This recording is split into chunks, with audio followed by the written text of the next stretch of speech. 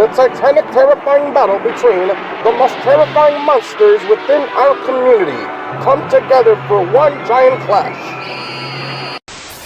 The following announcement has been paid for by Monsters with Attitude.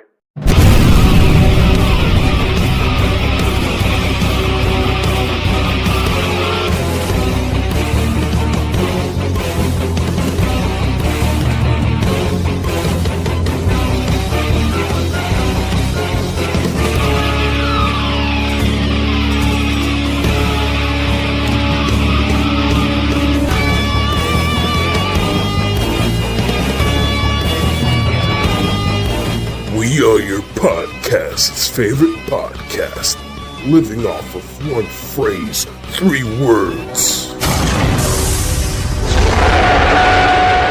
Embrace the attitude. What's up, fellow listeners of Attitude? This is your boy, Godzilla Chain 1090, of course, with the Don himself, Jordan Ordono. And today we have another episode of Let's Talk Raw. It's been a very interesting week. I don't know why it's only been a week, but this week has felt longer because I'm a sports fan and a basketball fan. So my heart's been broken, so it's been a week for me. But Jordan, how are you doing today? I'm doing good, bro. Can't wait to just deep dive right into what we have for this week's Let's Talk Raw. And towards the end, I would also like to talk specifically about a movie that you just got in the loop of that I went to go see a few days ago. And to anyone in the chat, your boy lived up to his word and made the commitment to watch the new He-Man and the Masters of the Universe movie. So towards the end, after we're done with all these slides, I would definitely like to deep dive a little bit into that movie, if I may. But Some exclusive thoughts from the Don himself. Yep. Oh man, you guys know I'm all into the Masters of the Universe. You know, I've made it loud and clear here when me, Eric, and Samson actually reacted to the first trailer that originally dropped, and that was the only trailer that I actually watched. I did not watch anything else afterwards. I wanted to walk in there blindfolded, and yeah, I definitely have some thoughts, but I'd like to share them later on up until we're done with just what we want to talk about. So, yeah, I'm excited. Ooh, I'm very curious about those thoughts. Could you kind of give me not really too much behind the scenes, but I know you have some strong feelings. Yeah, man. Listen, I honestly, I can't wait. And again, this is coming from a guy who has grown up with the entirety of He-Man and the Masters of the Universe because of my parents, specifically my mom. Just I guess I'll shout her out. I have to, commend her for that. Because she'd also got me into a bunch of other stuff, but that was one thing that I knew I had to do. And so yeah, I cannot wait. But enough of the chit chatting, bro. Bro, we gotta acknowledge everyone that's in the chat because I'm seeing a lot of people say, "Do it! I love He-Man. I grew up with He-Man, etc., etc." So speaking of He-Man, here we have Michael, who just basically made us know that although he don't know if he'll be able to make it live tonight, he's actually going to be seeing the new Masters of the Universe movie with his beloved girlfriend who gifted him tickets to go watch this movie. So, Michael, I hope you enjoy the movie, bro. If you're a He-Man fan, you might have the thrill of a time with this movie. So I really do hope that you enjoy this, bro. Monster Kid Corey, what's going on, man? What up? Fanciest of cats. Many weeks have passed, and Kentaro from hey, listen, preach. Nathan, what's going on, bro? I think for the Switch 2 version of Godzilla, man, they should have Bowser, DK, and Yoshi as exclusive big characters. That'd be interesting if they did that. Yeah. Nintendo is all for like crazy DLC collabs, and Godzilla alone is part of a huge freaking multi-universe trip right now. So DJC, Absolutely. what's going on, bro? What up? Literally Super Smash Kaiju Melee, literally. Pretty Look much. at that. Look at that. It's none other than I love it. Alex. What is going on, bro? We have the man whose life we're all trying to live in, and that is Larry. Legend. Oscar, what's going on, bro? Oscar. DJC goes Adrian, the MWA train, and Jordan, the MWA muscle. So, all right. That's it for the chat. Adrian, if you want to just let us in the loop of what is it that we are going to be talking raw about this week. Well, of course, as usual, we gotta definitely do some housekeeping. So, of course, definitely go ahead and make sure to check out our T Public at www.tpublic.com/monsters with attitude. We can get all your monsters with attitude merch when it comes to t-shirts, socks, cups, and maybe some leggings to go give Leslie a big bear hug in just at G Fest. Also, make sure to check out our Super 7 store at www.super7.com/monster attitude 2024 so you can get 10% off of your purchases at Super 7 with our link. Definitely go ahead and save yourself a few pennies because Lord knows life is hard out here for a pimp. So go ahead and go get your discounts at super7.com/monsters of attitude 2024. And I believe that's everything. Yeah, that's everything so far. So Yeah, I you guess it's guys. going to start talking about these toys. You ready, Jordan? Yes, sir. I'm ready. All right, let's do it.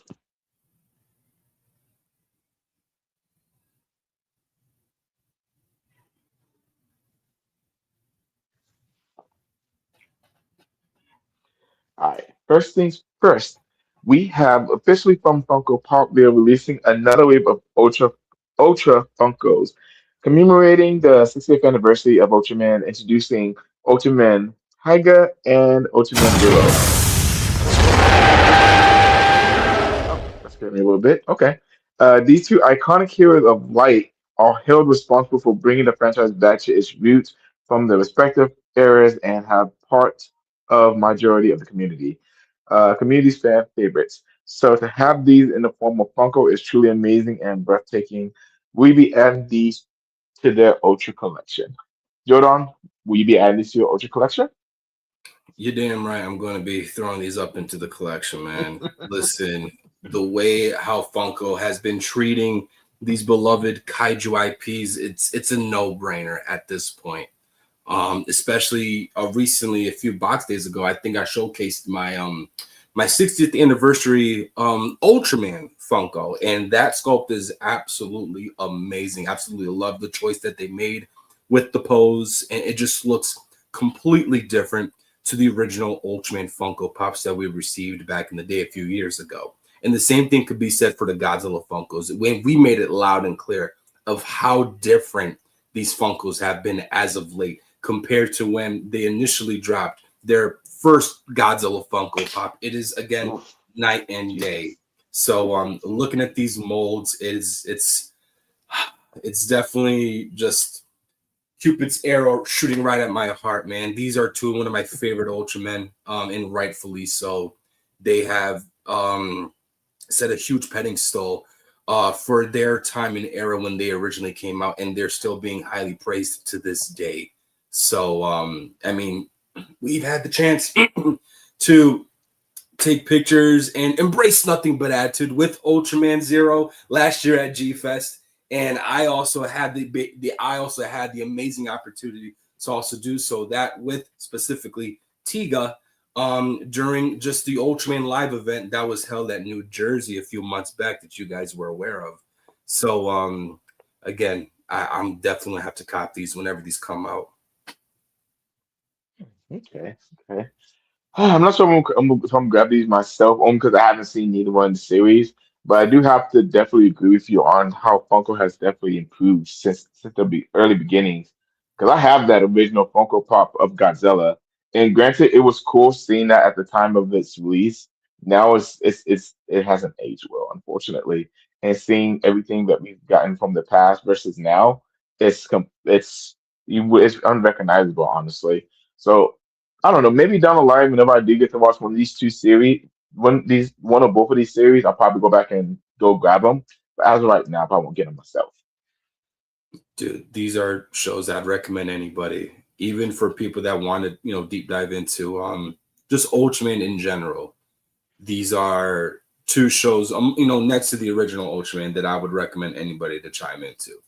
So, yeah, dude, you definitely have to give them a shot, man, because they are definitely worth the watch. Even their movies, respectively, have been also bangers, in my opinion. So, again, I'd recommend that, bro. Okay. So, of course, mark your calendars. Blue Mark is officially releasing its highly articulated Ultraman Tiga and Glitter Tiga Safubi figures on Sunday, June 21st, starting at 11 a.m. in Japan. The figures will be available for purchase currently at the Gallery of the Hub. Oh, God, I'm about to butcher this. Yes, yes, Hakaba. yes. There it goes. Hakaba physical storefront in Nakito and their official online retail store. Don't miss your chance to add these spectacular retro ultra scopes in your collection. This time, so will you be picking any of these up, Jordan? I'm not gonna lie. As much of a Advent Sofubi collector I've been in recent years, I don't know what is it about these specific sculpts, but they do not intrigue me. Okay. It's again no disrespect, especially to all my Tiga fans out there. Ultraman Tiga is the guy that put me onto the scene of Ultraman. All right, so anything Tiga related that I could always get my hands on, I am going to be gunning for it. But these specific figures, maybe not so much. I mean, I'll probably end up grabbing the golden one, since that was one of his like more ultimate forms. That was definitely the anticlimactic way that Ultraman Tiga showcased its powers towards the end of the series. But I don't know, dude. I'm really on the fence with these. I remember Eric, showing these to us, and just to me, I don't know, man. It's definitely not something that I can see myself grab. Although I did admit to maybe possibly getting the golden one, but if I do see another Safubi down the line that does feature Ultraman Tiga in its glitter form, then I'll probably deep dive into that if it is appealing to me. But for these, I don't know. I'm kind of on the fence. No, I definitely understand that. I mean, just like I mentioned with the Funko Pops, I don't have really have a broad knowledge of Ultraman. I don't have the want to go get figures of him right now, especially Safubi, because you know how picky I am with Safubi figures. So Mhm. I myself won't be picking this up either. Okay, and rightfully so. All right, let's see what we got next. I believe we do have more Ultraman stuff from Hakaba Gallery. Yeah. Yes, we do. And then this time we introduce Ultraman Leo and Astra, made by Planet X. The complex facet composition of the head is cleverly three-dimensional. Leo has a string-standing figure that really looks great. It comes with a delightful freebie, Leo Nutaku. So if you want to hold it cool and enjoy delightful freebie, I can't, I'm losing my spot. My and his reliable younger brother, Astra, has a gentle yet elaborate expression of the level of reproduction of the magnetic chin attached to his left leg is a highlight. Pay attention to pay attention to the shape of. Hold on, where am I at? Unit not only the balance of two people standing side by side, a must-have item for both Leo brothers and Hero Sufubi lovers. Don't miss it. So again, this also doesn't. Well, I don't have a release date for this one just yet that I can really divulge. But what about these two pieces, Joe? On any of these catch your eye? It's the same thing that goes for Tiga. And this is no disrespect to Ultraman Leo, to all the Ultraman Leo fans watching this. I actually do have quite a fun experience watching this show, and I do own a Leo figure, not an Astra, but I'll definitely find one momentarily to pair up with my Ultraman Leo. But again, it's just the molds. I don't know what it. I think they're trying to make it a little bit too proportionate. Not something that fits in the realm of Sufubi, since Sufubi is definitely stylized, very animated, but yeah, I don't know, man. I really do not know. Okay. I mean, same thing for me too, Jordan. Since I haven't seen the show, I'm not gonna go out and buy it, especially since it's Shifubi and I'm already picky when it comes to Shifubi as it is. Yeah. And again, this is another show I recommend anyone that hasn't chimed into it yet. I know a lot of people, after specifically 7 or even the Return of Ultraman, they tend to bash what Ultraman presented us afterwards. But I personally think this is a good show. Okay. So, Kanigan from Kaiju Smuggler makes his debut. Combined with a miraculous coloring process that perfectly matches the original image and finished product, beautifully captured Kanigan's this distant, adorable charm. Of course, orders are open. Actually, already open on the 19th well, on Friday the 19th at the same gallery actually online store. So Jordan, will you be picking this up? I don't own enough Kanagan figures, and I know I was just bashing both Leo, Astro, and Antigua, but this might be something I could deep dive into. Kanagan is definitely one of the more iconic kaiju in Ultraman, originally debuting in Ultraman in Ultra Q. So I'll probably will be picking this up. Not that it'll be on the top of my list, but if it is something that I am able to come across for maybe a decent price and I am in the mood, I'll probably be copying this. Okay. Well, same thing for me. Since it's Ultraman, I probably won't be getting this either. I hate. It's not like Samson, but I don't know. Samson might be changing his tunes pretty soon. Actually, he keeps trying to fight and resist it, but we'll see what happens. Dude. But for me, I won't be getting this. Yeah. I mean, with all the Ultraman he's been watching lately, I think it would probably be safe to say that he might be dipping his toes into the collectible side of things for Ultraman. I believe so. I believe so. All right. Next up, we are next up. Tamashii Nation is announcing a new figure release, and of course, it's going to be the S8 Figure Arts Alien Zara. That's it, right, Jordan? Mm-hmm. Oh, okay. For the 60th anniversary edition, it is available now for pre-order. Actually, it came up. I want to say earlier this week. I think on the 12th, if I'm not mistaken. And then it's set to release in December 2026. And of course, it's designed to complement the SS Figure Arts Ultraman to create the atmosphere of that classic era. So, of course, Jordan, I know a lot of us are still really trying to get out of the articulated game, but does this figure prick your ears a little bit, or how are you feeling about it, Jordan? Nah, no disrespect to Alien Zara, but it's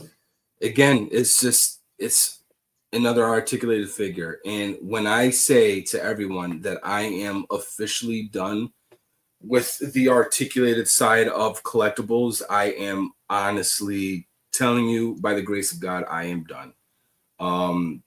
Dude, they could do an articulate. Listen, SH Monster Arts could give us a GMK Ghidorah, a GMK Mothra, and a GMK Baragon to pair up with Godzilla. Haya could do a GMK Ghidorah, a GMK Mothra, a GMK Baragon to pair with their Haya GMK Godzilla. Either company could do an articulated King Caesar figure. And that it could be any of either the Showa or the Final Wars design.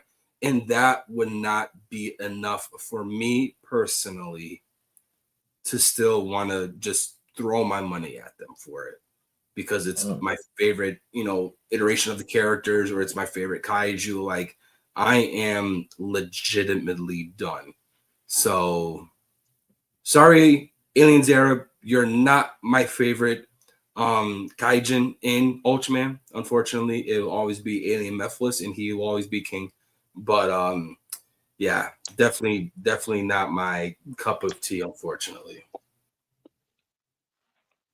Well, I think he'll be losing a little bit of sleep tonight, Jordan. I think his heart is broken. But honestly, I'm about to add to it because I'm not getting this either. Yeah, no. As I mentioned, I'm not trying to really get a whole lot more articulated, which I did, which hint, I did get an alert that something's about to drop soon. So we'll be having articulated figures soon. But besides Ooh. that, and I'm again, even though I've seen most of the original Ultraman, wasn't a fan of this Ultra Kaiju either, or I haven't seen him yet. I'm not sure, but it definitely doesn't give me the want to actually go get this. I'm good. Yeah. Aliens Era was pretty badass. Like, if you go back to watching the original and see what he brings to the table, even in Shin Ultraman, or even when he's done, in later years throughout the Ultraman franchise, he's pretty cool. And again, another iconic kaijin in Ultraman, but again, just it's definitely not for me. I am officially clocked out of the articulated game. Sorry, you guys, specifically Oscar, since he is the articulated pimp, and we made that very loud and clear. But yeah, it's just not my cup of tea. Okay. All right. So it looks like we got wave two of Wokomoto Godzilla blind figures. This new wave features iconic kaiju such as King Ghidorah, Hedorah, Gigan, Shin Godzilla, Minya, and who seems to be the poster boy of the Wave 2, Space Godzilla. Who will be adding these figures in their collection? The release date is October at $15 a figure. So I remember when Wave One dropped. Hmm. This was a series I was able to get behind of. Hmm. I've made this statement loud and clear here at MWA. I am all about, just different, unique, stylized things that I want in my collection. And this, Hmm. without a doubt, lives up to that. Unfortunately, for me, I still have yet to own any of the previous waves of the Rockimoto Godzilla figures. And it's not that I've never Hmm. been able to come across them. I have, but with retail prices and stuff like that, like, I know right there on the bottom it says you're able to, pick these up for $15, but every place that I've seen them go for, they would go between 25 to $30. And I'm sorry, I'm not spending that much money on a figure that small of something that I might not even be able to get that I'm looking for in the entire wave. So but it is still pretty unique. I absolutely loved that they threw in the Trendmasters colorway for Space Godzilla. I think we're getting a lot of recognition of what Trendmasters has brought into us fans. So it's nice to always see any company try to pay homage to that, to try to also, just sit down and understand the fan base. That's what it's all about. So but maybe with what we're looking at right now in Wave 2 might convince me to really just deep dive into it and possibly pick these up. Yeah, same goat on because I've seen these in my local stores too. Now I see them, I look at them, it's like, huh, do I really want to pay $25 for this? Nah, I'm good. Let me just get some blind bags and take my butt home. But I mean, I would love to see one of these outside of the case, like in hand from somebody. Honestly, I'm pretty curious about how these really look because these do look pretty cool, honestly. But I don't not cool enough for me to buy them. If anybody wants to buy them for me, be my guest. But I'm not gonna buy them myself.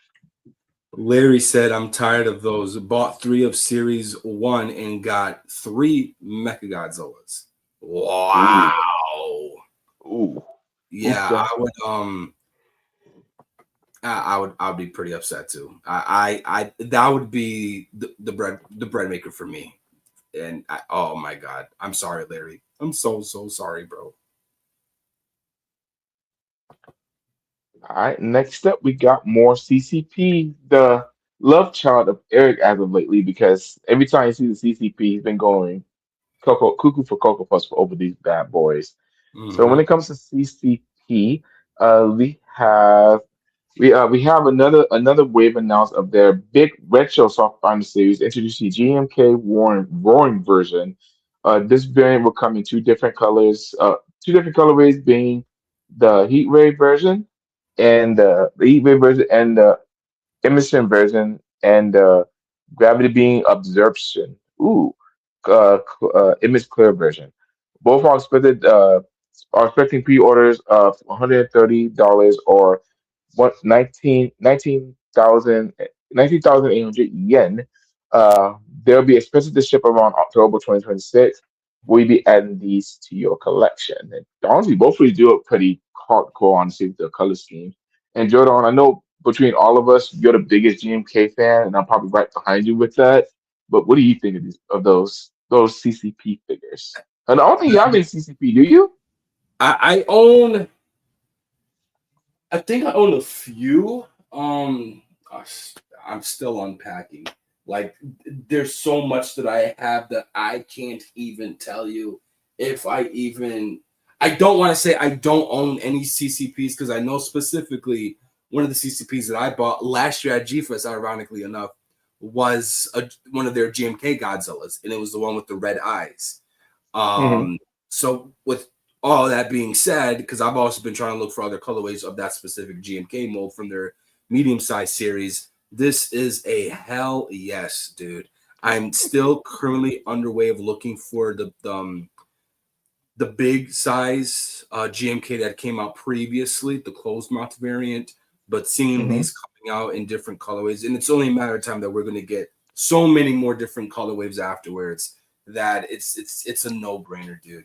And I've always been a fan, of course, of the the gravity beam um, effect that Godzilla will then later on obtain from absorbing Ghidorah's gravity beams and then using it to annihilate him, crossing it over with Hmm. the atomic breath. So I always felt like they should have done a figure for that moment.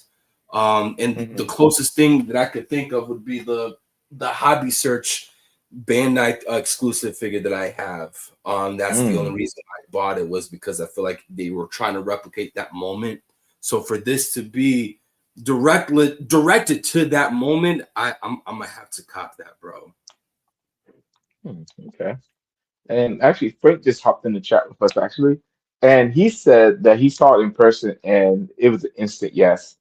And Oh, honestly, I don't have any CCP figures myself either. Well, I don't have any CCP figures myself, and I do love GMK. Go back to the gravity beam absorption one real quick, Jordan. yes, I got you. Hold on 1 second. There it is. See, I may if I go any, I may get this one only because it'd be something a lot different from than stuff old in my collection.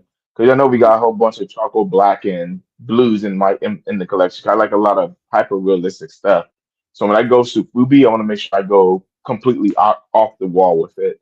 So even though I do like the blue one, I already have a whole bunch of figures with blue dorsal plates. I think I can go with the yellow boy on this one. yeah, dude. And plus they're relatively affordable. You know what I'm saying? Like Yeah. this is what a Safubi of the stature of it being part of a larger scale. Just basically trying to compare it to like majority of the Safubis that maybe me and you both own. They are tend to be of that of the larger scale, maybe 20 to 30 centimeters tall. These Hmm. are the price points that I would always want to look for when acquiring a Safubi figure. So Yeah. I mean G Fest is right around the corner, bro. So probably be safe to say that at least for not this specific wave, maybe the previous GMK would be somewhere Hmm. around the G Fest vendor room. Just hope we don't come across any freaking scalpers. I want to freaking buy everything all in one shot. But just to take that moment out of the way, that would definitely be something I would throw into the list of many other things that I would want to have picking up at G Fest. And you know what, Nathan? We are going to keep our fingers crossed for that CCP King Kong 86 figure, let alone just any freaking 86 Kong figure for you, buddy. But yeah, and I've seen the box. I've seen the box. I've seen these go everywhere, on buy, and I'm really, again, I want to press the big button. I want to press the yellow button, but I want to play safe. Again, I have such a huge list of things that I want to be able to grab at G Fest that I've been saying for years. So I'm really am hoping that that this year's G Fest I'll be able to come across that GMK. Oh, here we go. I know. Here Here it we is. go. There you go. Apparently, you do not love GMK because people who actually love GMK wouldn't sell their GMK figures, right, Agent? Oh, Hey, I gotta do what I gotta do, Leslie. Gotta do what I gotta man. do. See, that couldn't be me, bro. And you know that, Leslie. That couldn't be me. You know that too, Adrian. I can say too, the clear versions are something else. They act like nothing like a typical translucent figure. The vinyl and coloring and paint all work and have a real energy flow to the figure. That's awesome to know, Mm. bro. Thank you for that, Alex. That's definitely gonna that just convinced me now. Whenever I see these, I'm picking them up.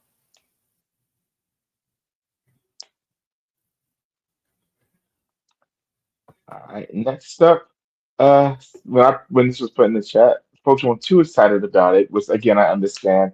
But of course, Showa Rick is making a Duffel Wheel Burning Godzilla Millennial. This iconic variant of the Mirogoji has been blowing up since the initial debut last year, and rightfully so. This figure is currently taking pre-orders at 16,500 yen or $103, and is expected to ship around October also. We be adding this unique Dapper Wheel in your collection. I'll go and knock mine out first real quick, Jordan, because I don't really have a lot of Dapper Wheels in my collection, like at all. So I probably won't be adding this to my collection either.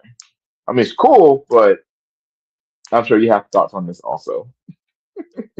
Yeah, no, I'm not a fan, dude. I just not a fan of specifically how the Defo Real decided to portray Miragoji.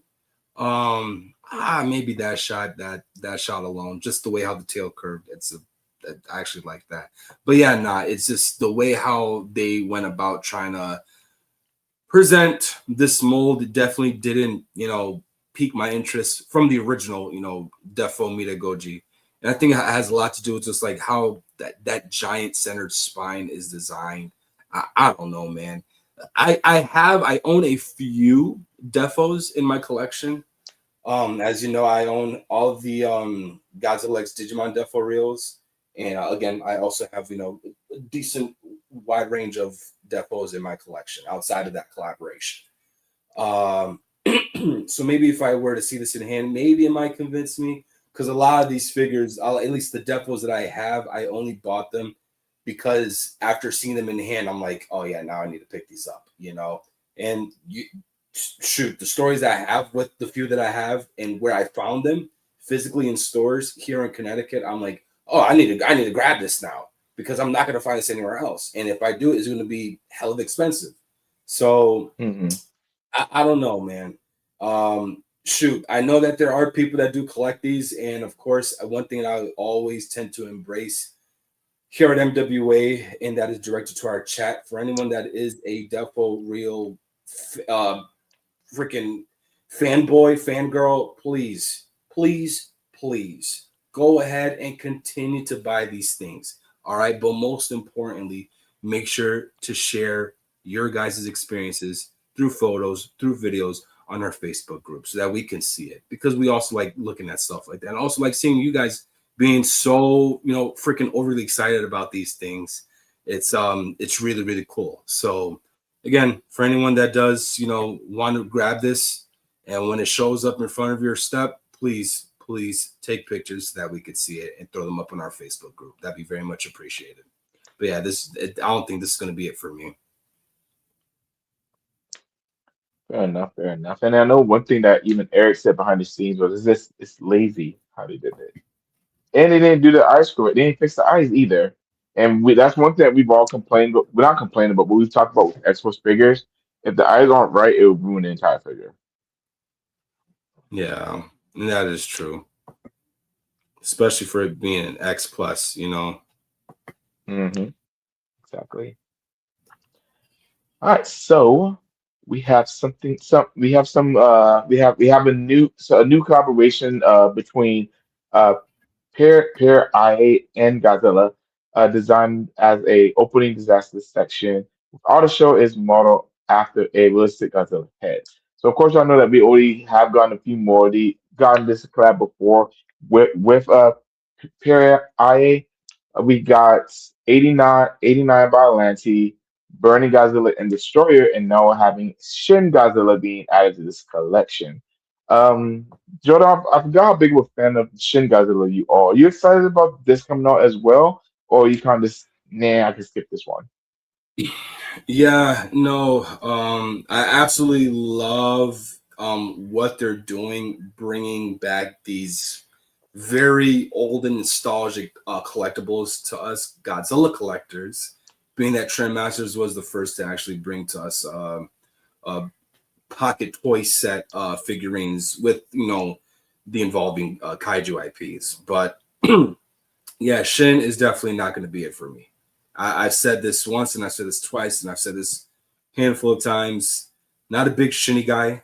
No disrespect to the movie. The movie was done absolutely amazingly. I had a blast when it came out here in the States through the distributions that they had with Funimation. Absolutely loved it, but it's not a movie I tend to revisit, let alone is it a design that I always tend to hype. So I've said this after minus one came out. The Shin Godzilla hype train, for me personally, it's out the window. This is the era of minus one is the new face of Godzilla. And it's only a matter of time that they do a minus one set. But yeah, this one's definitely not gonna be it for me, unfortunately. So I was just surprised they haven't done a minus one yet, to be honest. I mean, I thought that'd be kind of pretty simple to do too. But if we go to the next picture, Jordan, we actually do have some prototype photos as well Okay. that look pretty cool. I won't be Yeah. getting this myself because I honestly don't have the other four sets. And 89 is my second favorite version of Godzilla. So if I'm not gonna get that, I'm not getting Shin Godzilla either. But this is the prototype of what it's gonna look like. It does look pretty cool. Of course, I know with these sets it does come with quite a variety of things. It's gonna be a three-dimensional diorama of a devastated city. It features miniature roads, tracks, tall buildings, and collapsed structures that can be viewed from multiple angles. This set features multiple uh, synthesized miniature accessories, including a true Gojira body, urban horticulture, disaster elements, and character accessories. And of course, as I mentioned, this is still the prototype, so they're all doing still making some kinks to it. But I mean, overall, I think it's a pretty fun figure for anyone who is in the business of collecting these. I'm very curious if Joe or Eric are gonna get this as well. I know they're kind of shinned out as well, but I know they've been loving these sets. I think they have all of them, if I'm not mistaken, right, Jordan? Yeah, I think they did show off the Godzilla vs. Biollante set, and I think they also did confirm about acquiring the Godzilla vs. Destroyer sets, which for anyone that feels like it is too late to be able to acquire those figures are still available to buy right now on their site. So Hmm. I'm still currently just waiting for the right time to be able to buy these because they're absolutely amazing. And I've seen a hand-on review on these. It is absolutely it's worth the purchase in my opinion. Um, but yeah, this is again, this is cool. It will definitely be it's worthy of a collector's item. And I know you mentioned earlier, Adrian, that you were surprised that they didn't do anything with minus one yet. But we also got to remember this is also we're technically still in the 10-year anniversary marker line for that of Shin Godzilla. So it's True, only true. right that, we're going to probably get, another handful of Shin Godzilla news and updates and collectibles up until the end of the year. But yeah, again, this is we're probably going to get a -1. Dude, what I would kill for it is a GMK one. I think that would go Mm. freaking crazy. It would definitely remind me a lot of the throwback Bandai Creations Crumble Zone set that they had, Hmm. where it was just basically GMK. You had your Godzilla figurine, Ghidorah, Mothra, a Mothra larva, and a Baragon, all Ooh, commemorated. okay. So that's, if anyone knows someone that's selling it, reach out to your boy because I'm looking for it. But other than that this is awesome. But again, it's not going to be something I'm going to deep dive into because it's Shin, and I'm not a fan of Shin. That's fair. That's fair. Ooh, ooh. We have the announcement of Spiral Studios. They are releasing the Acro Godzilla 1991, building upon its can't even talk. Building upon its intensive experience producing Godzilla Sofubi products in Japan. Acro is proud to launch a new line of Godzilla collectibles for international markets, partnering with renowned sculptor Ni Ooh, can I say his name? Okay. Uh Jordan, do you know who the sculptor's name is by chance? Um, let me look him up. Well, while you're looking him up, Aqua proudly introduces the Godzilla Remix series. This mode was shown previously and to the public at this year's Monster Palooza, and it sparked the interest of many who attended all across the internet. This figure is currently up for pre-order for $525 with an expected release date of November 2026. Will you be adding this beast to their Who will be adding this beast to your collection? So the sculptor is Nendo Shaijin. He has made Windows Laser. an unhealthy amount of kaiju collectibles, and honestly, his work goes to show why you can stylize any variant of Godzilla, any other previous kaiju, Ultraman, Gamera, and it would just be something that would immediately capture the eyes of the audience, and it would be something that people would want to chime into to have, somewhere displayed in their collection.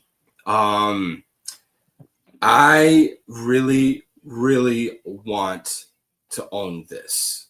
When this Mm. was teased that Acro was going to be deep diving into the Godzilla IP, I was like, you know what? I really want this. Depending on the price, I am going to deep dive right into it. Once the price was revealed, I was like, okay, maybe not, unfortunately, because it is on the pricier, side of things. And I get it, Saijin-san has also made, a widespread of other kaiju, and his work again goes to show that people would, kill for stuff like this to actually have it in their collections. But I am I'm at a point now with newer collectibles that if I feel like the price point isn't worthy enough for me to want to chime into, then I'm just not going to do it. I'd rather spend that money on a holy grail that is worth that much, or a bundle of them that I know I'll be able to, basically make my money's worth. Yeah. Instead of a newer figure like this. And it's no disrespect to Acro, it's no disrespect to Shaijin-san. It's not what I'm looking for right now. And maybe to sprinkle in a little bit of a teaser for anyone. The last figure that I purchased that is still something I'm waiting to show up to my front step is a figure that I personally like to think that I spent with the amount of money I dropped was the right choice, because of how animated it was, how stylized it is, and just how massive it is. That's all I'm going to say. But Ooh, I know what it is, but I'm not maybe gonna you do, maybe you tell. do. But yeah, now like and I'm gonna chime into the chat. Like people are already talking about this. Well, Frank first and foremost goes, hell no to the no, no, No, no. no, No. no. Wow. Okay, okay. Jim asked about, the tariffs on this guy. That's like, and that's another thing that sucks about these, foreign objects is with that price point, with the price and the possible shipping, in addition to any extra tariffs, you're looking at $800 easily for this. And then literally like ads goes almost $1,000. Yeah. And that's another thing that sucks right now about, no,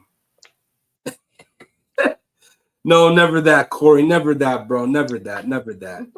But that's the thing that sucks about stuff like this is the way how we're living life right now is definitely taking a toll for us collectors. Not going to be deep diving into that subject matter, but yeah. So unfortunately, like if somebody were to own it and I know somebody that I could be able to drive to their house to see it, I'd be like I'll be content with that. Hell, if there's even a somewhere down the line where I'm able to grab this somewhere at a store or even at a convention like G Fest and they have it for a decent price point, yeah, I will take it.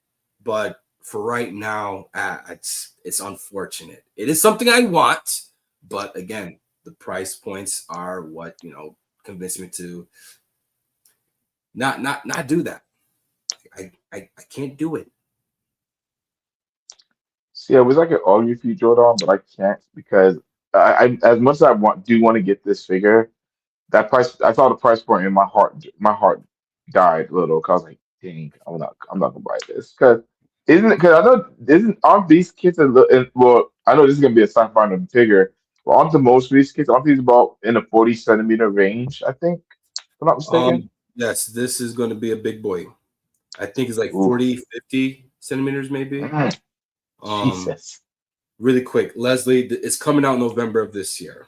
But yeah, it's a big boy, But again, for with what we're undergoing right now, I don't. I'm trying to play it safe, man. I really am. Godzilla Jr. Junior. Let me see. Alex goes, I do wish the eyes would have been painted red, kind of like the Heisei poster. Like it would have been badass. Hey, listen. It would have been. That would Yeah, have been. not That would most have been definitely. boss. So yeah. Leslie did confirm it's 40 centimeters for Oh. sure. And Yeah, Oscar said, I'm and this is just the 91. Imagine the GMK, which yes, they are doing the GMK. And listen, I have a bad habit of anything GMK I need to own. And yeah. So Oscar, you do make a good point, man. And it's unfortunate, but I might have to pass on that GMK too if the price point's going to be looking like that, unfortunately. Nathan, I Wait till you see dare it in you. person. That's a challenge, bro. Don't text me. Oh goodness. Now that we've been kind of talking about this all this week, and YMSF has been showcasing some bangers lately. We got a whole bunch of stuff coming from YMSF. Some of it's gonna be at G Fest, but others we don't have really a time frame on when it's gonna be coming out. But we have a lot of stuff coming from Godzilla the animated series. Ah, goodness. We eating good, even though it's not 1998 no more, which that anniversary's coming up in 2 years again. Interesting. Yeah. But nevertheless, we do have the Wolfman from the long lost film Godzilla versus the Wolfman being coming out also. So, Jodan, I know we both had some history with YMSF last year, but we be trying to pick any of these up at the G Fest. Listen, bro, I might have to do what Oscar did and actually sleep on the floors for this because, yeah, all I gotta say is screw those damn scalpers that were literally right in front of us. And I Hmm. will say this cold-heartedly: if Michelle wasn't around, I probably would have had a different G-Fest experience, and it would have involved Michelle and Leslie having to bomb me out of jail. So yeah, listen, but like it's we talk about that, and we had talked about it last year when we came back from G-Fest live on MWA. But that also goes to show people are loving what YMSF is doing. They listen, in my opinion, they are the transcenders of what other larger companies are looking at to then try to capitalize on it and be like, all right, we're going to make our own variant of that specific figure as well. Like, for instance, YMSF brought to us our very first, decent sized soft vinyl figure of 98 Godzilla.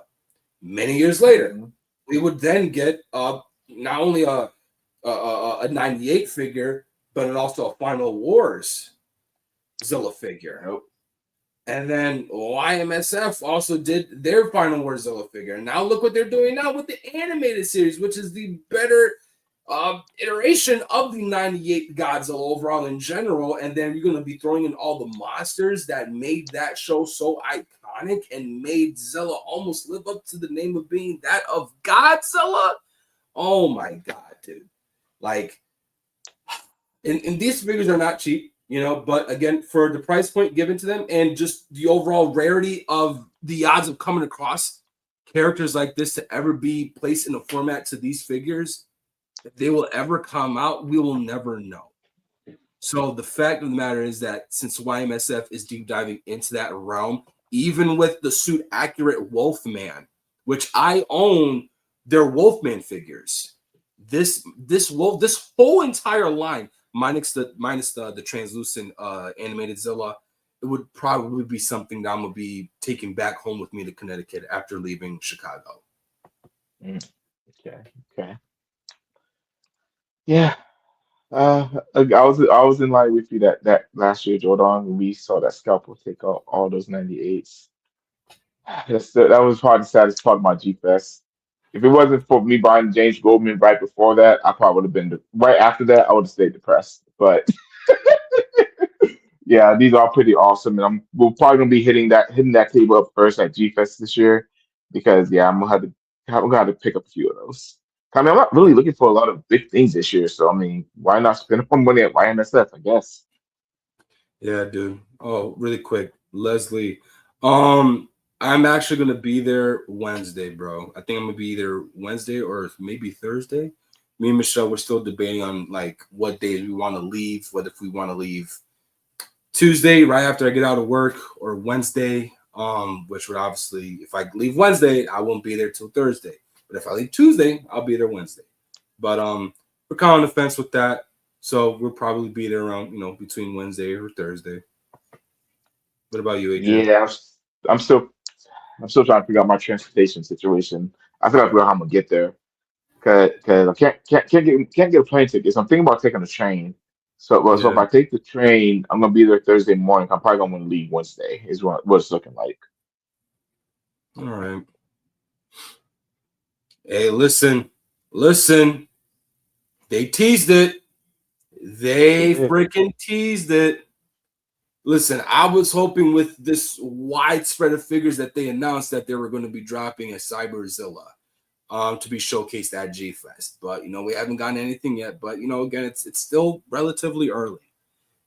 So who knows? They might just pull the trigger and be like, you know what? In the final figure that we're going to be bringing from this new wave, boom, Cyberzilla. But that's going to be the figure that would probably would sell out before anything else. Probably next to Zilla 98. But yeah. Yep, absolutely. Larry's going to be there Wednesday. Okay. Ooh, we're going to the Pokemon Museum on Thursday around 12. Ooh, okay, Christian. That's cool. That's awesome. All right, Chris. We're gonna talk about that more offline, maybe even when we get there, when the day comes closer, because I definitely want to check out the Titantron and just see how he looks like, dude. Oh, Titantron's one of my favorite fossil Pokemon and stuff like that, so that would be pretty cool to see. But yeah, so we'll see. we're still hoping for that Cyberzilla. Even if it doesn't come out at G Fest, I'm just excited just to, actually be able to say, yo, look I got a Cyberzilla figure. All right. All right. So last bit of news is ironically about G Fest. G Fest has announced an incredible lineup of returning special guests from this year's convention, featuring multiple talented director, writer, and producer you Yoshikuza. Did I say that right? Yoshikazu Ishii. Yoshikazu Ishii. Yoshikazu Ishu. Yep. Got it. Thank you, Jordan. Known for independent film, kaiju films like Attack of the Giant Teacher, and his work on major projects like, ooh, I lost my place. Uh, Godzilla Final Wars and Ultraman Saga. Mm-hmm. Joining him is award-winning, celebrated, and award-winning translator and professor of Japanese literature, Jeffrey Engels. Jeffrey Engels, celebrated by the fandom for bringing I cannot read that name. Basically translating the original Godzilla Rage Again novels.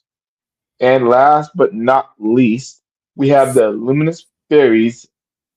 See, I keep losing my spot. God dang it, this is too small. And of course, last but not least, we have Shigeru. Shigeru. I can't say her name either. These Japanese names are kicking my butt today. Megumi Kobayashi. Maguma Kobayashi. There it goes. Highly beloved within the community for her iconic portrayal of Maul in Rebirth of Monster Trilogy and her role in Gamma the Brave. What are your thoughts on these amazing guest announcements, and who are you most excited to see, Jordan? Kobayashi-san. Listen, I think we've talked about it offline. I don't know if this was brought up live because I know I've missed, an unfortunate amount of freaking Let's Talk Raw segments. Listen, I'm sorry, dude. Work is busy when you're working in the hospital as security. No, all no, right? no. I get it. Dude, I've said that since I started working there and life. All right. I do a whole bunch of other stuff besides, working MWA. So I want to be able to get all those in a flow. But yeah, so Kobayashi-san is definitely the eye catcher for me amongst all of the other celebrities that would be coming to this year's G Fest. We've praised this trilogy way more, probably more than any other group that is out there that does content that is freaking literally a copy and paste to what MWA does. The Rebirth of Mothra trilogy is so iconic. It needs to be loved by everybody that takes in just the experience to be able to watch them. Yeah, maybe the second one isn't all that good. All right. But who cares? The characters are just so colorful. The silhouettes of them, they're just so iconic. They're vibrant. They're animated. They're so different that it's enough to appeal to just a wider, range of audience outside of the Godzilla community. When I met Michelle, she did not know a lick of Godzilla for anything. That was until, obviously, one, she met me, saw my collection. But second was actually being able to sit and watch certain movies. And one of the first movies that I had put onto her was the first Rebirth of Mothra movie. And again, coming from someone that did not know anything about Kaiju, she was like, oh my goodness, I need to know what happens in the second. I need to watch the third one. Every movie she freaking used up 2 freaking tissue boxes, just bawling her eyes out.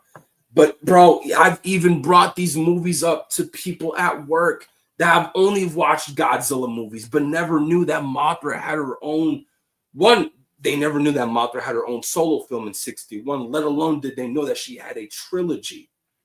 And when they would chime into, they're like, dude, these are so good.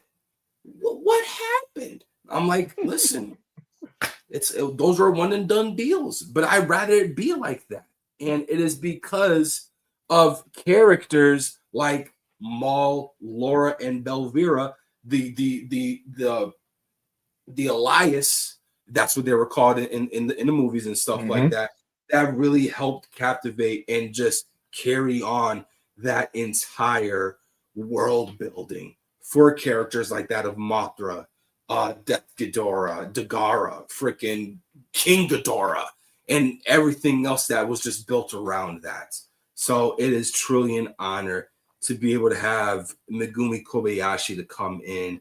I think this would be her very first G Fest experience.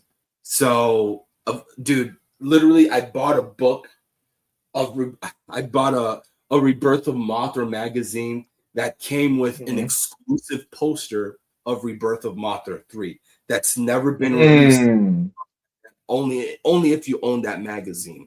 And the That's posters of a awesome. decent size. So I'm trying to look for it throughout all these bins so I could be able to grab that and just take with me to GFest to have her sign it, because That'd be this awesome. listen, just her being there is going to be truly amazing. Mm-hmm. Absolutely. Yeah, I'm gonna agree with you, Jordan, because Kobayashi is definitely she's definitely my favorite in the We Both from Martha trilogy. She was my favorite sister. She always was. I don't know why. Just the way her character was overall for that series was just absolutely incredible. So her autograph show I would be running. I'll be running to go get her autograph. And honestly, I can't wait to meet her because on all the guests I've met at GFest have been wonderful experiences. I don't see this being any different, honestly. So I can't wait to meet her at GFest this year. I don't know what to bring. Because I have so many autographs I need to hang up. So I don't know. Maybe I'll bring my Super 7 Martha figure for her to sign or something. I don't know. We'll see. But I may try and get creative. Or maybe try to find me a poster too that I can have it to sign. Something like that. I think that'd be awesome. Dude, you need to figure it out because GFest is right around the corner, and if you were to try to get something, God forbid, it won't even show up for a time at GFest. I mean, granted, we're still literally over a month away, but dude, it Yeah. is a must need. I'm sorry, but Kobayashi-san, you're not going to be able to walk out of that building without me having an autograph from you.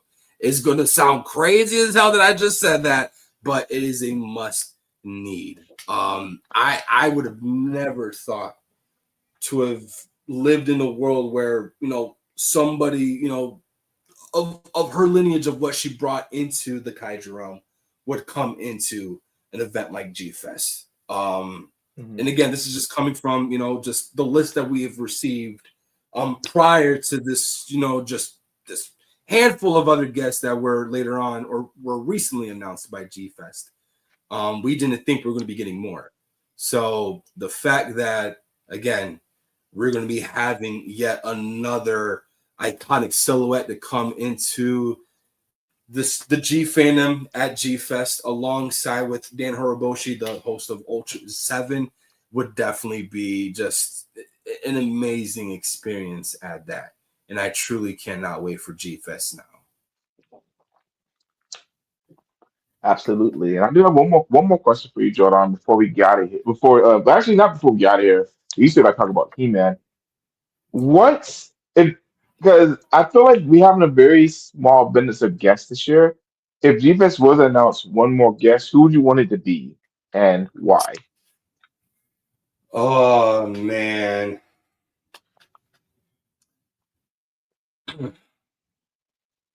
have a very Honestly, selfish answer if that makes you feel better. I hope if it stalls you for a little bit. oh, you said you have a very selfish answer? I do. Oh, so what is it? So I already have his autograph because Eric got it for me when he went to not Kaiju Brooklyn. Fudge. What's that other convention that recently started? Not the Night of the Dead convention. He got his autograph for me, but I want to meet him in person because I still Monster haven't met. No, not Palooza. All What is monsters it attack. called? Thank you. All Monsters Attack. And like Eric got his autograph from me a couple years ago, but I want to meet him in person. I want to actually be a Japanese Godzilla suit actor, and it'll be the suit actor for the Godzilla 2000 suits.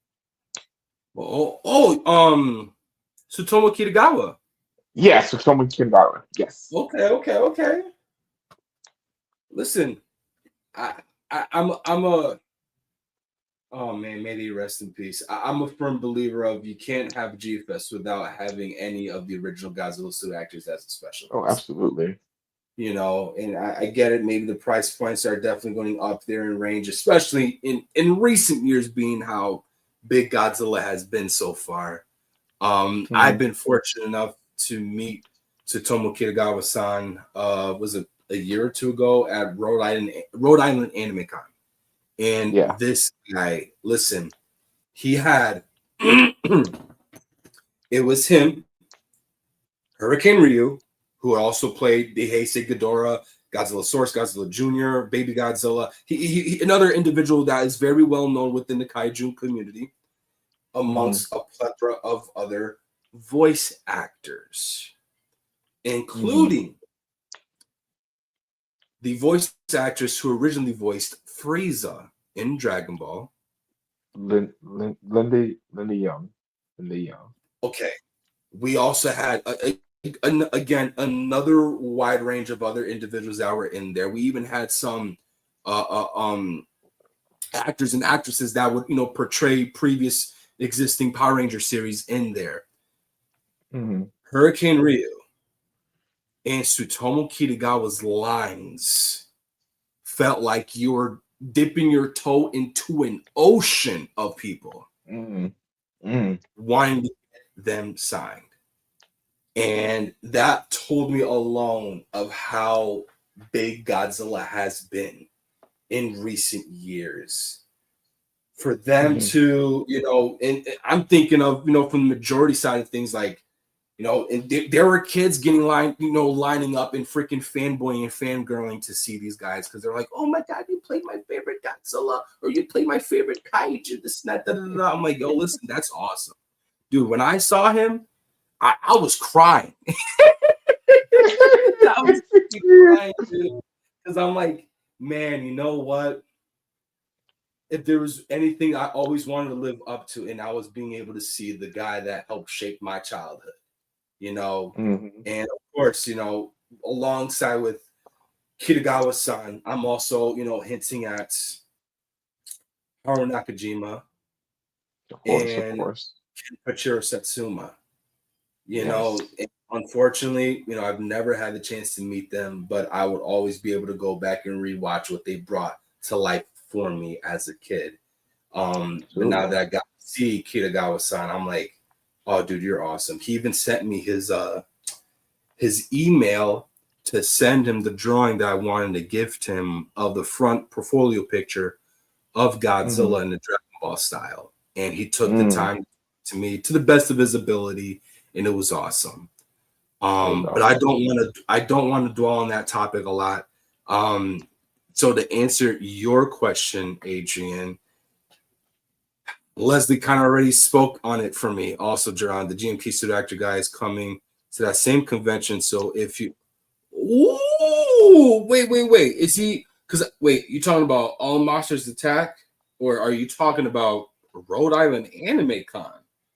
Because if he's going to Rhode Island Anime Con, yo, I'm pulling up, bro. Now, if he's going to then please confirm me, because I do know that they're doing a bunch of stuff with the individuals, including the director for GMK and the Gamer trilogy. So can you please confirm that with me? But yeah, I mean, Leslie kind of spoiled the answer for me. For me, it would have to be the guy who would play GMK Godzilla. That would be awesome. Yeah, that would be awesome. I'd love to meet him too. Just another suit actor, honestly, dude. Like at this point, I would be content with just any other suit actor that would portray, if not a Godzilla Kaiju, maybe even an Ultra Kaiju or an Ultraman. Something in that realm, yeah. Yes. Okay, yep. All right, I figured that's what it was, Leslie. Because I think I did see that exact same post, and I'm like, oh my God, why can't we live so close to these places? I know seeing everything for San Francisco, like the Godzilla Fest in San Francisco, is like, oh my God, I want to go so bad. But Dude, for real. that's a that's a trip. That is a trip. That's a trip for me. Let alone for you, Jordan. Dude, for real, bro. But that's all we Now, got for news today. And I know Jordan wanted to talk about the Masters of the Universe. So go ahead and take it, Jordan. yes, yes, yes. And guess what? Uh-oh. Hell yes. Need to talk about this movie. All right. Um,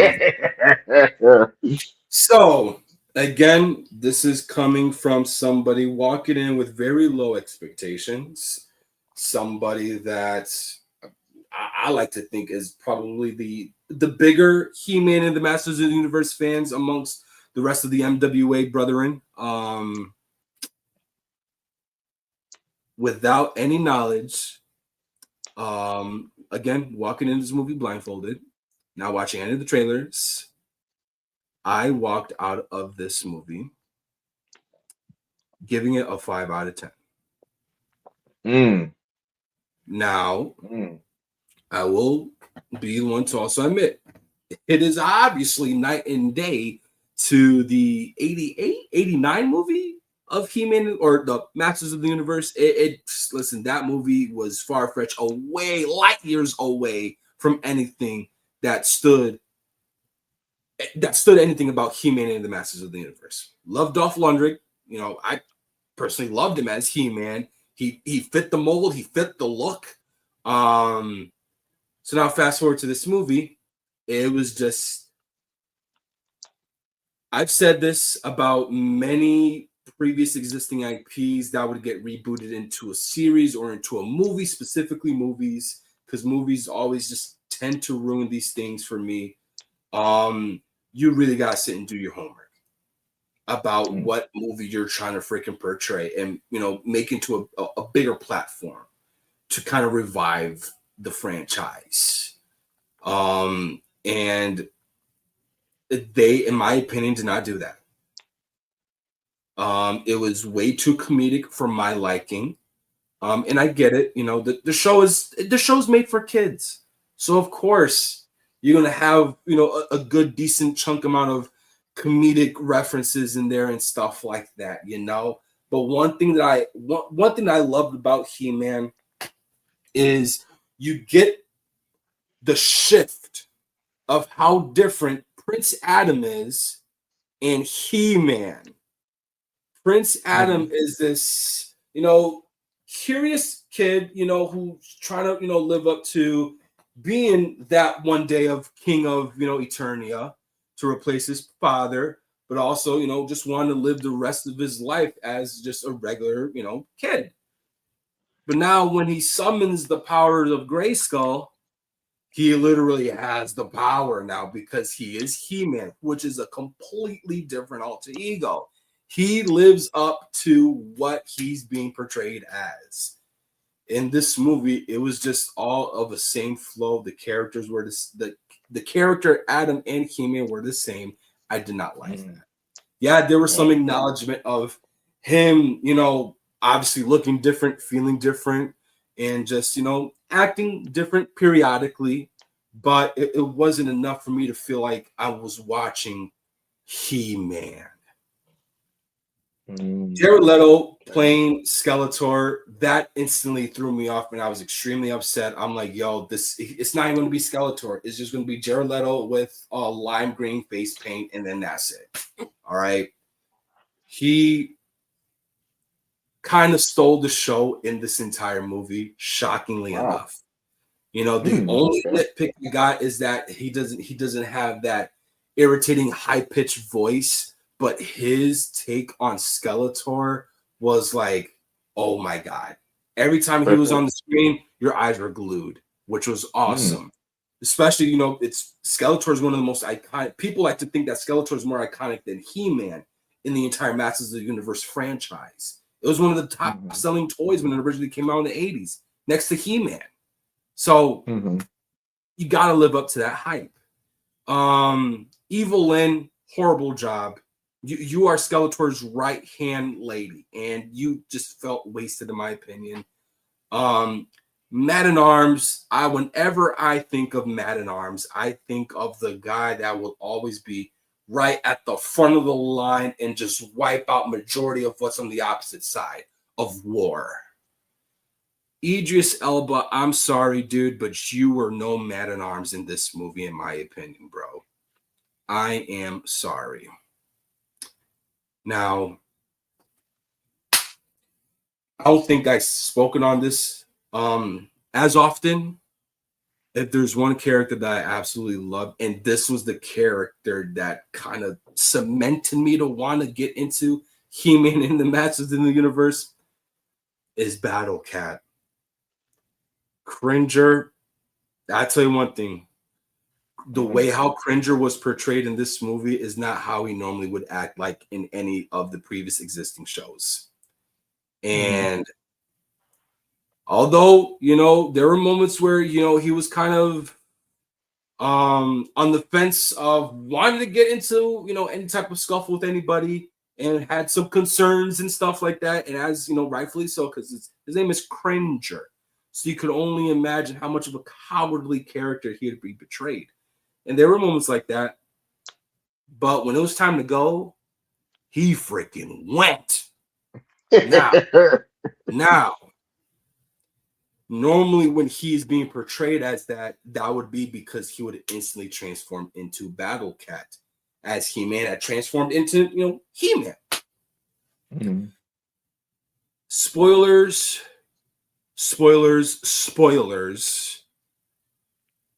Why the hell did I almost spend $40 on the Battle Cat figure when Battle Cat was only shown towards the end of the movie, within the last 3-4 seconds of the movie? No.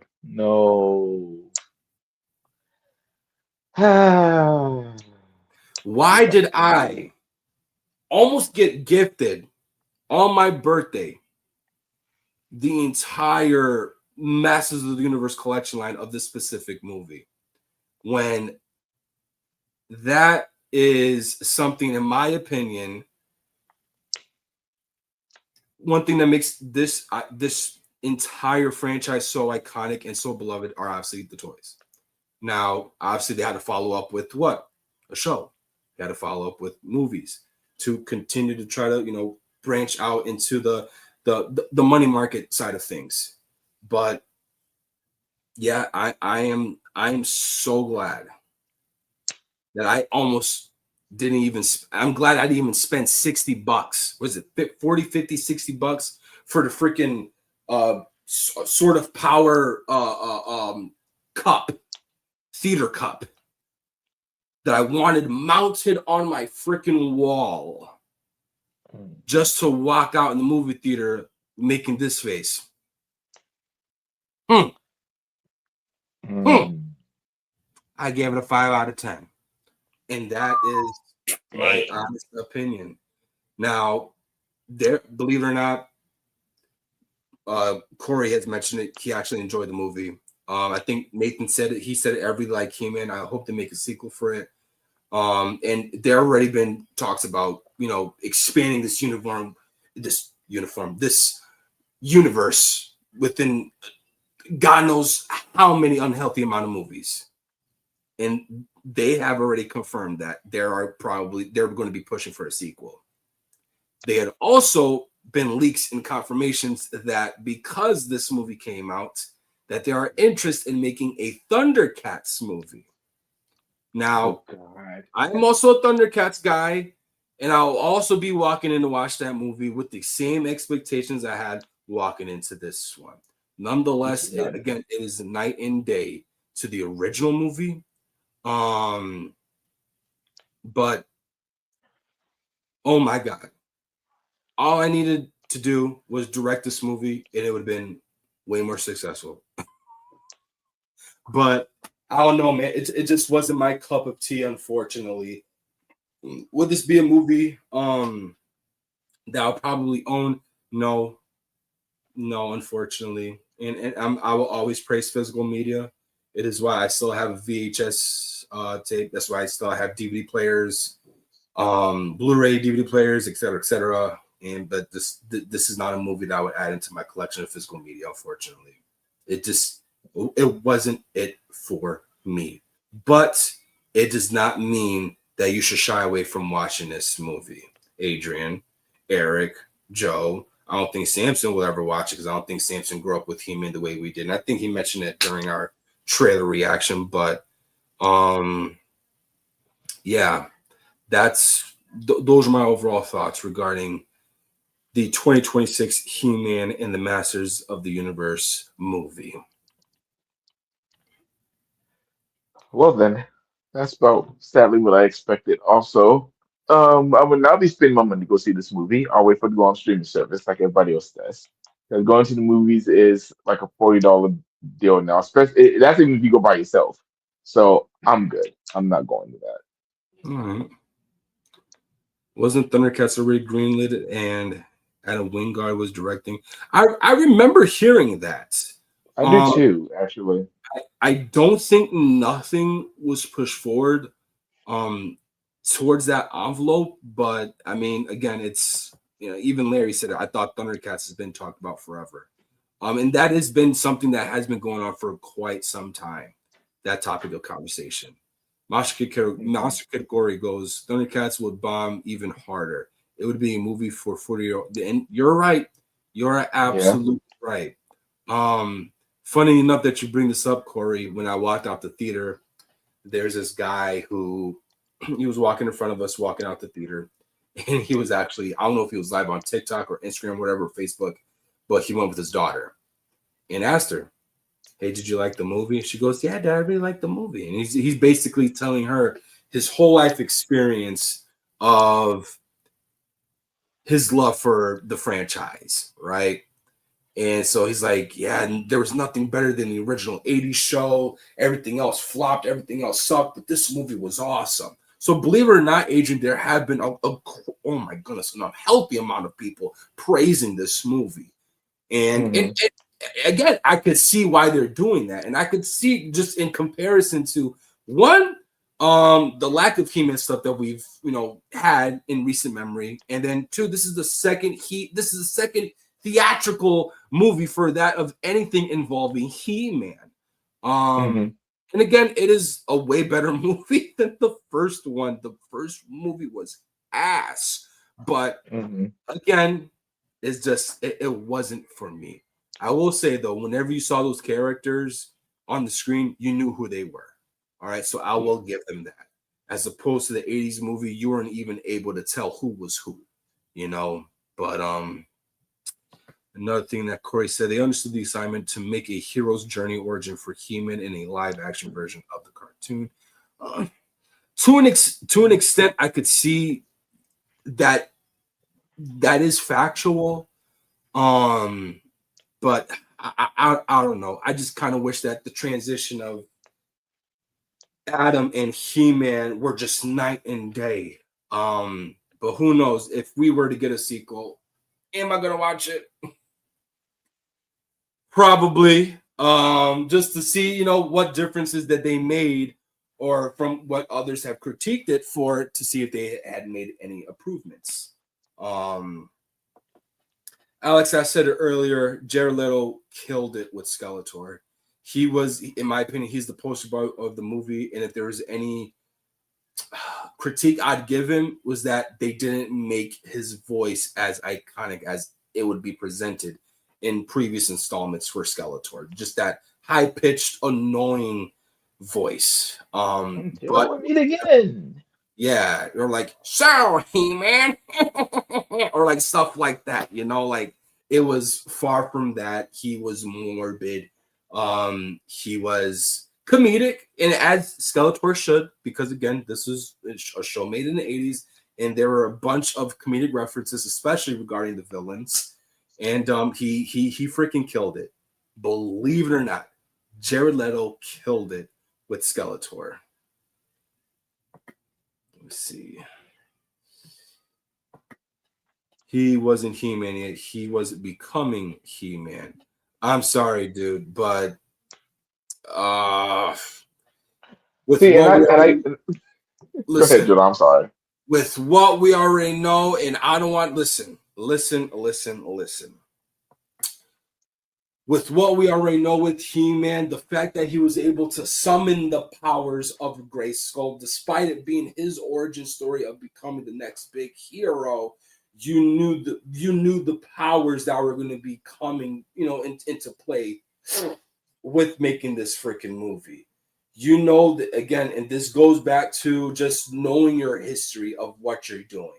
The actor who portrayed He-Man, he if you watched any interviews regarding the cast of the new Masters of the Universe film, he had made it loud and clear to any old head or at least a true fan of he was a freaking nerd for He-Man and the Masters of the Universe. One of the trending parts of the interview was asked towards or the director written questions, or I think these questions were provided to him, where the director asked or the producer asked, who would win any fight? He-Man or Superman? So, fun fact, Adrian, DC had owned the rights to, have He-Man and the Masters of the Universe collab with the DC Universe. Mm-hmm. And the actress who played Teela, including the man behind making this movie, both said out loud and proudly, no, dude, Superman solos. Right? Yeah.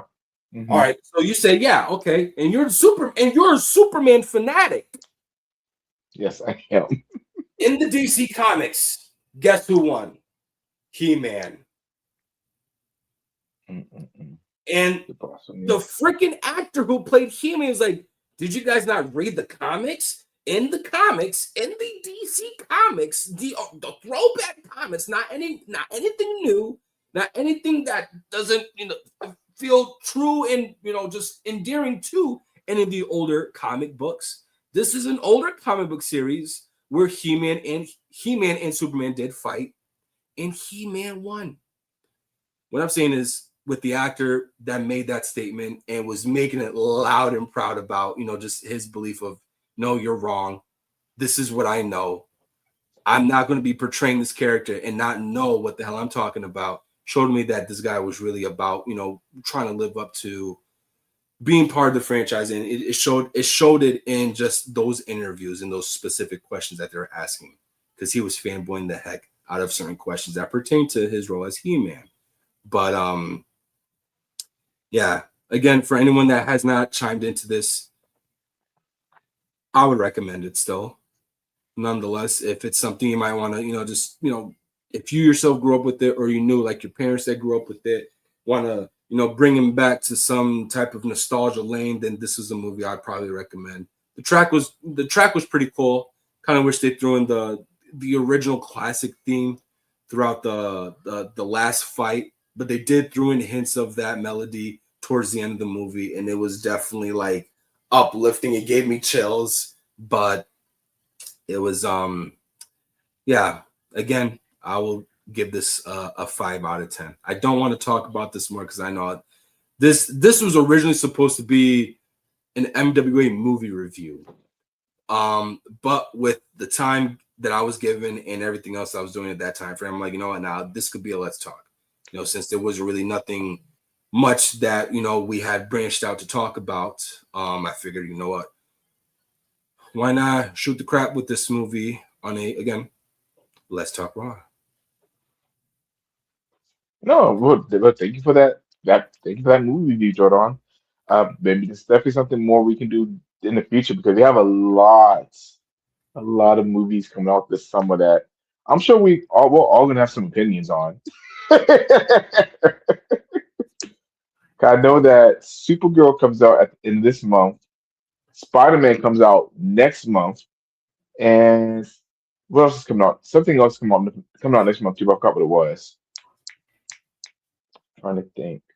But yeah, we definitely want to have, I definitely do want to make sure we have more discussions like this about some of these movies, and these new movies are in theaters now, because it'd be a great time to talk about them, especially with the hype around them in movie summer. So Might as well talk about them, right? Hell yeah, dude. Ah, the DP Odyssey. season Yes, Odyssey. that Yes. too. I'm actually going to be taking Michelle, my uncle, to watch that. My uncle's like, dude, since I know nobody else to watch this movie with, you want to watch it with me. I'm like, dude, hell yeah.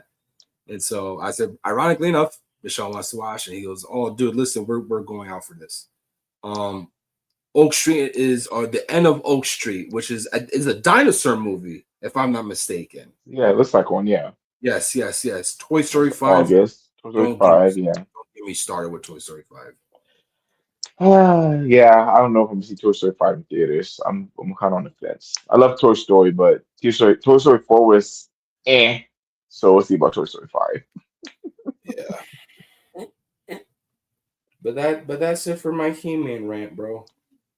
Let me get this out of the screen. All right. So, I know. So I guess that's all we got for today, guys.